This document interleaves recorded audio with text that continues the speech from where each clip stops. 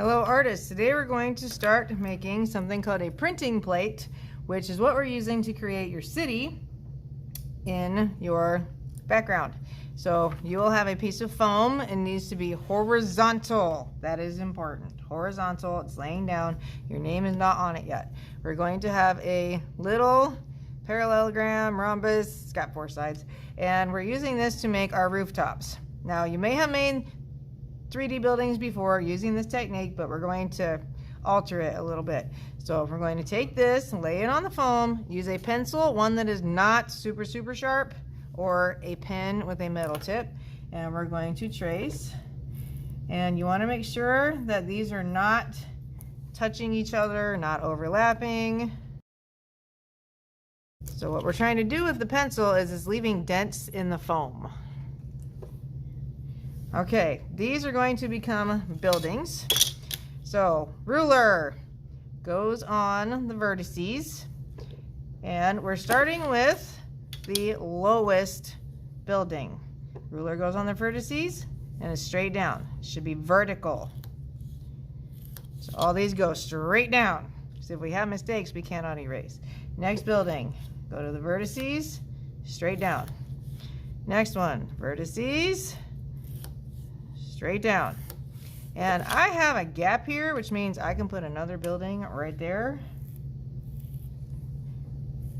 You can change the direction of your diamond if you want. If I have a building back here, I start at the vertices, I stop when I hit another building. So now we have overlapping. And we're not going to have any fall off the page. We're just leaving them as they are. Next, we need windows. So a lot of the buildings in Paris had arched windows. So for one, we line your ruler up with the roof, the bottom of the roof, slide it down so they are parallel, and we draw the bottom of the window. Then you go up and arch it. And if you have window shades, then window shades are also parallel with the rooftop. I have one that's open really far and one that is not. Sometimes the buildings had extra details on them, like little ledges to stick out. So I just added a ledge, also parallel to the roof. And I'm going to go ahead and add in another window, and they are hiding behind this building that is in front. You can make it so your roof doesn't look like it's a flat parallelogram. If I go from the top vertices straight down, now it comes to a point, which gives you a different look for your building. Anything that is normally horizontal will be parallel with your roof, the bottom of the roof. So line that ruler up, slide it down, and make your line.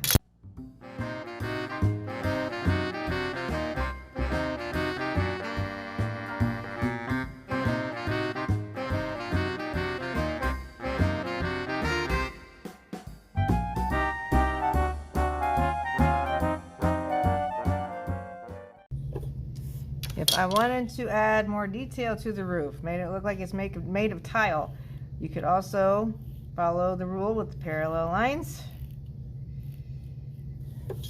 And over here, tip it, follows the roof line on the other side. So now it looks like you have some kind of shingles on the rooftop. For those who want to get really fancy and you want to add a balcony, line it up with the roof, and I left some space here. Vertical lines, line it up with the roof again. Then I make some little baby horizontal lines, and if we add vertical posts, then it looks like you have a balcony here. I can have a very large arched window. So this is somebody's porch on their apartment.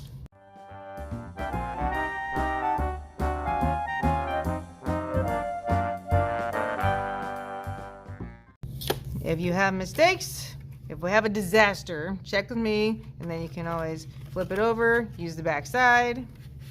make sure every building gets windows, and we won't see doors on these. We're also not putting a bunch of fun things on the rooftop this time. And it is okay to have some normal, everyday, rectangular windows. It's where we use those parallel lines, parallel with the roof. Then add verticals. And bottom is parallel as well.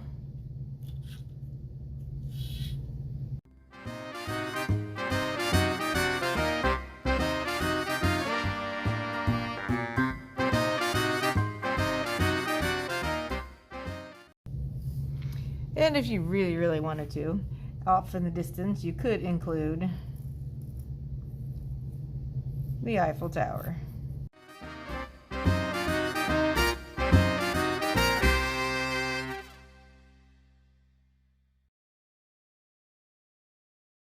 When you're finished drawing your city, we're cutting the sky off. All the buildings need to stay together.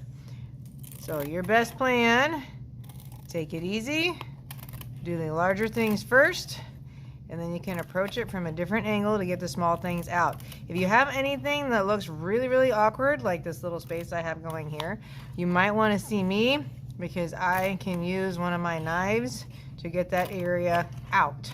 Or if you don't want an awkward place like that, you could add another building to fill the space. And that'll make it a little bit easier. Try not to bend the foam too much, because it can snap or leave wrinkles. Approach things from different directions. Your name will get written on the back.